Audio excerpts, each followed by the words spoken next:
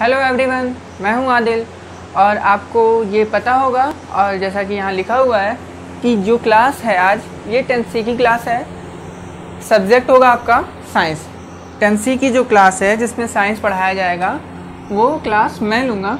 ठीक है, आपको पता होगा कि साइंस के 3 ब्रांचेस होते हैं। ठीक है, केमिस्ट्री, फिज़िक्स और बायोलॉजी। ठीक है, तो आप ये देखिए कि जो आपका पूरा साइंस जो है, जो पूरा सब्जेक्ट है वो डिवाइडेड है 3 पार्ट में। जो यूनिट फर्स्ट है जिसमें केमिकल सब्सटेंसेस आते हैं, उसमें जितने भी सब्जेक्ट हैं वो सारे केमिस्ट्री के हैं। ठीक है, जो यूनिट सेकंड है वर्ड ऑफ लिविंग, ठीक है, ये बायोलॉजी के जो सारे चैप्टर होंगे, इसके जो भी चैप्टर होंगे।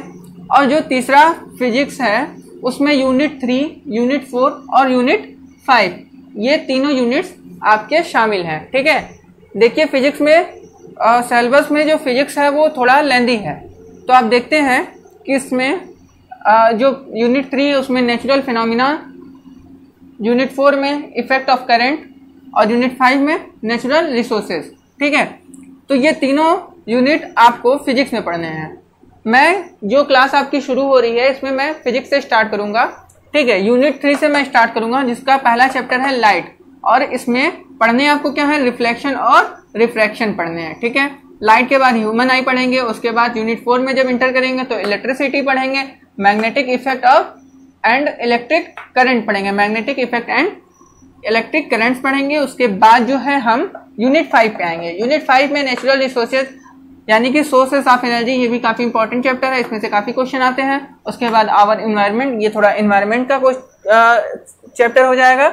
इसके बाद जो लास्ट चैप्टर होगा आपका मैनेजमेंट ऑफ नेचुरल रिसोर्सेज। ठीक है, तो टोटल आपको इसमें जो भी 5 यूनिट पढ़ने हैं, जो इसको हम स्टार्ट फिजिक्स से करेंगे क्योंकि ये पोर्शन थोड़ा लेंदी है। इसके बाद हम केमिस्ट्री और बायोलॉजी पे जाएंगे। ठीक है, तो आज का जो क्लास होता है वो शुरू होगा कहाँ से, यूनिट 3 से, जिसका पहला चैप्टर हम पढ़ेंगे लाइट यानी कि रिफ्लेक्शन एंड रिफ्रैक्शन। ठीक है, तो चलिए आज की क्लास शुरू करते हैं। चलिए सबसे पहले हेडिंग डालिए लाइट। What is light?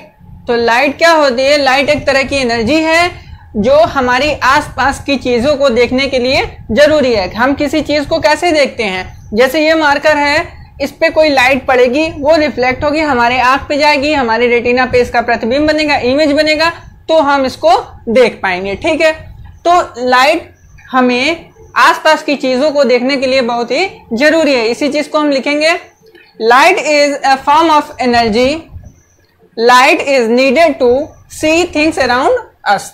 यहां तक लिख लीजिए कि light is a form of energy, light is needed to see things around us. उसके बाद अगली लाइन है, light can travel through vacuum. Light can travel through vacuum. तो आपके मन में एक सवाल होगा, अगर आपको नहीं पता होगा कि वैक्यूम क्या होता है, तो वैक्यूम यानी कि हिंदी में इसको कहते हैं निर्वात। ठीक है, जैसे आप कोई बॉटल ले लीजिए, ठीक है, तो बॉटल में अगर कुछ भी नहीं है तो यहाँ पे एयर होगा। ठीक है, अगर आप इसी एयर को बाहर निकाल लेते हैं तो इस बॉटल में कुछ भी नहीं बचेगा, मतलब खाली स्थान, तो इसी को हम कहते हैं वैक्यूम। ठीक है, अगर ऐसी जगह जहां पे वायु भी ना हो, कोई गैस ना हो, कुछ भी ना हो, तो उसको हम कहते हैं वैक्यूम। तो लाइट जो है वैक्यूम में भी ट्रेवल कर सकता है।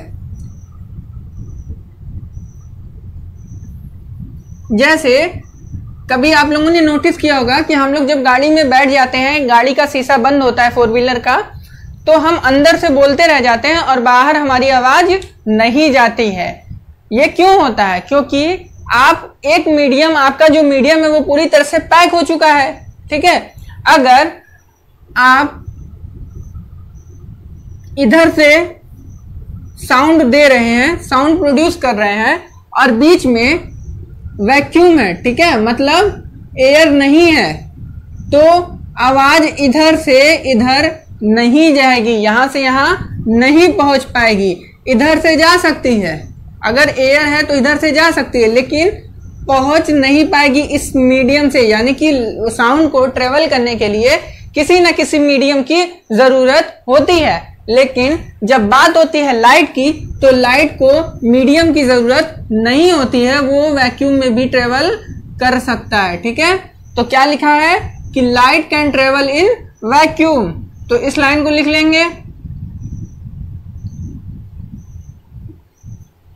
ठीक है, light can travel through vacuum.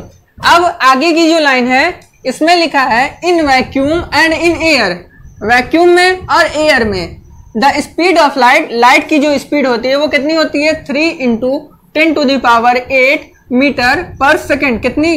3 × 10⁸ metre पर सेकेंड, ये बहुत ही ज्यादा स्पीड है। इसको हम C से भी डिनोट करते हैं। आगे आप आगे क्लास में जाएंगे तो आपको ये देखने को मिलेगा। तो आपको ये याद रखना है कि लाइट की जो स्पीड होती है वो 3 × 10⁸ मीटर पर सेकेंड होती है। ये तो हो गई लाइट की बात। अब हम देखते हैं जो हमें चैप्टर में पढ़ना है रिफ्लेक्शन, वो क्या होता है। Reflection, what is reflection. ठीक है,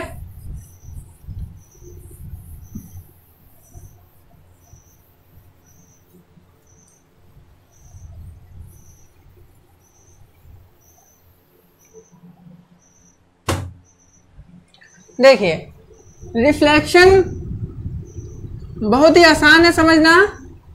जब कोई भी लाइट रे, ठीक है, प्रकाश की किरण यानी कि लाइट की कोई भी किरण या रे जब किसी चिकने तल पे यानी कि पॉलिश सरफेस पे पड़ती है तो उसी मीडियम में यहाँ पे टकरा के इसी मीडियम में वापस चली जाती है। इसी को हम कहते हैं क्या? Reflection of light.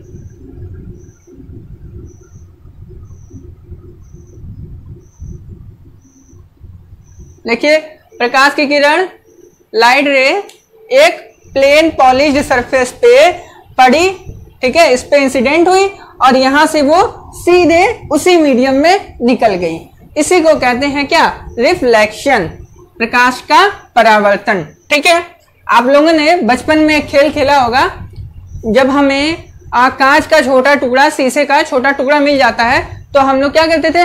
धूप में ऐसे उसको रख के हम लोग चमकाते थे। तो देखते क्या थे, उसमें होता क्या था कि सूरज की रोशनी उस पर पड़ती थी और फिर निकल जाती थी दूसरी तरफ। जितना बड़ा शीशा होता था उतना बड़ा दीवार पे आकार बन जाता था। ठीक है, वही वो जो प्रोसेस था वो रिफ्लेक्शन का प्रोसेस था। तो यही फेनोमिना है, इसको हम रिफ्लेक्शन कहते हैं। क्या कहते हैं? Reflection of light. अगर लाइट के बारे में है, साउंड का भी रिफ्लेक्शन होता है, तो यहाँ पे हमको क्या पढ़ना है? लाइट के बारे में। ठीक है, ये हो गया हमारा रिफ्लेक्शन ऑफ लाइट। तो डेफिनेशन आप नोट कीजिए रिफ्लेक्शन ऑफ लाइट की। When light travelling in any medium, जब कोई लाइट किसी मीडियम में ट्रेवल कर रही है, देखिए ये एयर मीडियम में ट्रेवल कर रही है, falls on the surface of second medium, ये आपका कोई दूसरा सेकेंड मीडियम है, ठीक है, इसके सरफेस पे गिर रही है, फॉल हो रही है, तो उसके बाद क्या होगा? ए portion of the light is usually Saint back into the first medium. एक पोर्शन लाइट का इसी के मतलब इसी सरफेस के द्वारा इसी मीडियम में वापस भेज दिया जाता है। और क्या लिखा है? इन फर्स्ट मीडियम, मतलब फर्स्ट मीडियम में भेज दिया जाता है। This phenomena is known as reflection. यही फिनोमिना जो है वो रिफ्लेक्शन कहलाती है। तो आप रिफ्लेक्शन अच्छे से समझ गए होंगे। ठीक है, अब इसको आप नोट कर लीजिए, रिफ्लेक्शन ऑफ लाइट।